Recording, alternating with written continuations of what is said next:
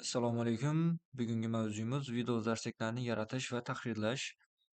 Hop, masofaviy ta'limda texnologiyada video darsliklar muhim o'rin tutadi. Sifatli va samarali video tayyorlash uchun maxsus uslublar va vositalar, dasturlardan foydalanish zarur hisoblanadi.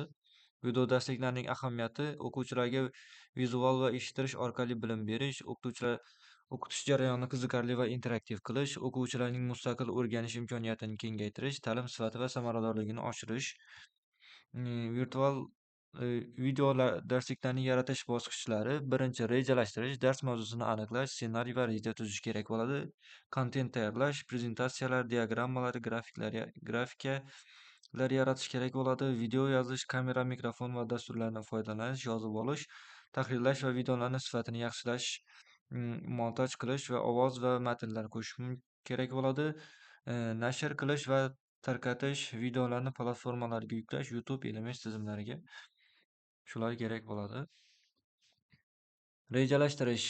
Videolarni sifatli va tushunarli bo'lishi uchun oldindan yaxshi rejalashtirish kerak, maqsadni aniqlash kerak, tomoshabinni tushunish kerak. Ssenariy yozish, darsni qanday tushuntirish, rejalashtirish, asosiy nuqtalarni aniqlash uchun materiallarni tayyorlash kerak. Slayd, grafik, animatsiyalar va boshqa resurslardan oldindan tayyorlash zarur hisoblanadi.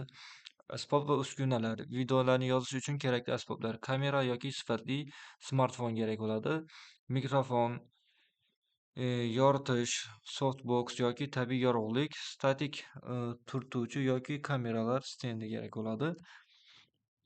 Videodarslar tayyorlash vositalari: ekran yozish dasturlari, OBS Studio, Screencast, O-Matic, montaj dasturlari: Adobe Premiere Pro, Filmora, DaVinci Resolve, interaktiv vositalar: H5P, EduPuzzle, Kahoot kabi vositalar kerak bo'ladi.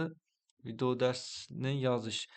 Yozishni bo'yicha maslahatlar: kamerani to'g'ri joylashtirish, ko'z darajasida bo'lishi kerak, yorug'likni tekshirish zarur, tovush sifatini e'tibor berish kerak, rasmiy va ravon gapirish kerak bo'ladi. Tayyorlash usullari: o'z oldida gapirish, kamera oldida darsni tushuntirish, ekranni yozish, grafik va animatsiyalar bilan tushuntirish zarur hisoblanadi. Videoni tahrirlash jarayoni: keraksiz qismlarni kesish, foydasiz pauza va xatolarni olib tashlash kerak. Matn va grafikalar qo'shish, asosiy tushunchalarni ta'kidlash uchun ovoz sifati va balandligini moslash kerak. Effekt va animatsiyalar qo'shish kerak. Subtitrlash, video turli auditoriyalar uchun qulay qilish kerak bo'ladi. Videoni nashr qilish va tarqatish. Qayerga joylash mumkin? YouTube ochiq va ommaviy video darslar uchun eng yaxshi platforma. Google Classroom, Moodle, LMS tizimlari. Talabalar uchun yopiq darslar. Telegram, WhatsApp, Zoom guruhlarida almashish mumkin. Foydalanish maslahatlari: video sarlavhasini aniq va tushunarli yozish kerak. Tavsif qismida qo'shimcha materiallar va linklar qo'shish kerak. YouTube'ga yuklasangiz, chapters bo'limiga qo'shish yaxshi natija beradi. Hozir men o'sha olib turgan videoyim ham o'sha PowerPoint'ning o'zida o'sha yerda ko'rishingiz mumkin. Zapis ekrana degan yerda olib turibman. Endi bu yuqorida tushiradigan bo'lsam, menda ekran masalan ko'rishingiz mumkin. Sichqoncha qo'shish yoki qo'shmaslik, ekranni chizib olish. Qaysi qismini olaman? Masalan, men mana bu pastki qismni olib tashlaganman. Hozir bu videoda bu ko'rsatilmaydi. Pauza qilish yoki videoni to'xtatish mumkin bo'ladi bu yerda. Ekranni sifatli, ovozni ham sifatli oladi. Yana bir dasturlardan birisi bu yerda Bandicam dasturi mavjud. Ekranni zapis qilish uchun eng yaxshi vositalardan birisi hisoblanadi bu Bandicam dasturi. Hop, ekran o'lchamini aniqlab olish mumkin.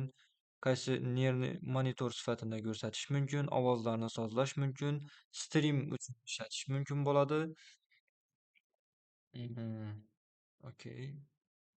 Hop, video ovozni masalan dinamikani sozlash mumkin bo'ladi.